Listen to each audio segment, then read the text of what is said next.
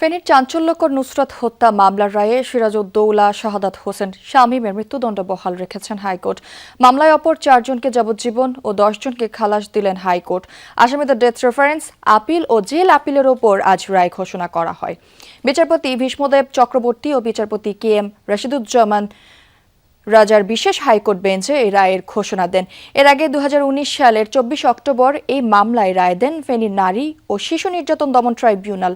রায়ে সিরাজউদ্দৌলা, সোনাগাজী উপজেলা আওয়ামী লীগের তৎকালীন সভাপতি রুহুল আমিন, সোনাগাজী পৌরসভার কাউন্সিলর মাকসুদুল আলম, মাদ্রাসার শিক্ষক হাফেজ আব্দুল কাদের, প্রভাষক আফসার উদ্দিন, মাদ্রাসার ছাত্র নূর উদ্দিন সহ 16 জনকে মৃত্যুদণ্ড দেওয়া হয়। গত সপ্তাহে ফেনী সোনাগাজীর আলোচিত মাদ্রাসার ছাত্রী নুসরাত জাহান রাফি হত্যা মামলায় আসামিদের ডেথ রেফারেন্স, আপিল ও জেল আপিলের ওপর শুনানি শুরু হয়। রাষ্ট্রপক্ষ পেপার বুক থেকে উপস্থাপনের মধ্য দিয়ে এই শুনানি শুরু করে।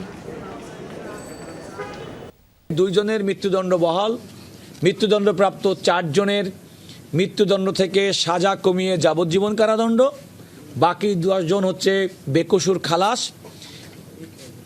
রায় প্রদানকারী বিচারকের সম্পর্কে আদালতের পর্যবেক্ষণ তাকে দায়রা মামলা থেকে অব্যাহতি দিতে আইন মন্ত্রণালয়, আইন বিচার সংসদ বিষয়ক মন্ত্রণালয়কে নির্দেশনা।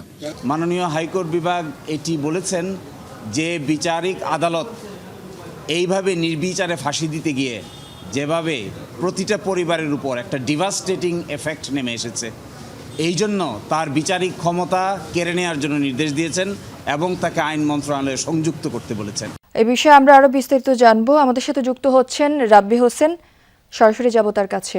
রায় নিয়ে বিচারক কি বলছেন এবং আইনজীবীরাই বা কি বলছেন? এই মামলার রায় ঘোষণার শুরুতেই বিচারকরা বলেছেন যে তারা অন্য কোনো কিছুই তারা জানেন না, শুধুমাত্র এই রায়টি দিচ্ছেন যে মামলাটি হয়েছে, সেই মামলায় যে চার্জ হয়েছে সেটি সাক্ষ্য প্রমাণ, নিম্ন আদালতের যেই রায় হয়েছে সেই রায়ের এই নথিপত্র বিচার বিশ্লেষণ করেই তারা রায় ঘোষণা করছেন বলে প্রথমেই আদালত জানিয়েছেন। এবং একে একে এই মামলার যারা সাক্ষ্য দিয়েছেন, যে 87 জন জবানবন্দি দিয়েছিলেন, তাদের সাক্ষ্যগণ উপস্থাপন করা হয়, সেটি পড়ে শোনানো হয়।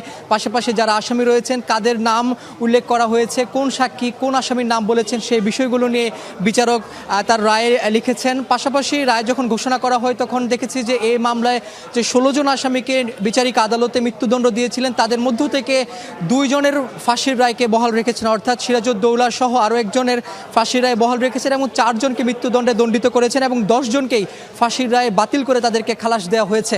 এবং বিচারক সেখানে পর্যবেক্ষণে বলেছেন যে প্রথম তারা বলেছেন যে যখন কোনো ব্যক্তি জানেন যে মৃত্যুসজ্জায় তিনি রয়েছেন, তিনি কিছুক্ষণের মধ্যে হয়তো মৃত্যুবরণ করবেন, এই সংখ্যা যখন তার মনে কাজ করে তখন তিনি কোনো ব্যক্তিকেই অন্যায়ভাবে জড়ান না বলে আদালত পর্যবেক্ষণ দিয়েছেন। পাশাপাশি বিচারিক আদালত যেহেতু এই মামলাটিকে বিচারটি ভুল হয়েছে বা ত্রুটি হয়েছে, সেই কারণে যিনি বিচার করেছিলেন সেই বিচারকের বিরুদ্ধে ব্যবস্থা নিতে তারা আইন মন্ত্রণালয়কে নির্দেশনা দিয়েছেন। অর্থাৎ এই মামলাটি বিচারিক আদালতে যেহেতু 16 জনকে মৃত্যুদণ্ড দেওয়া হয়েছিল সেই বিষয় নিয়ে ক্ষোভ প্রকাশ করেছিলেন বিচারক। তবে অ্যাটর্নি জেনারেল বললেন এই বিচারটি একটি নজির হয়ে থাকবে বিচারিক আদালতের অন্য মামলার বিচারগুলোর ক্ষেত্রে।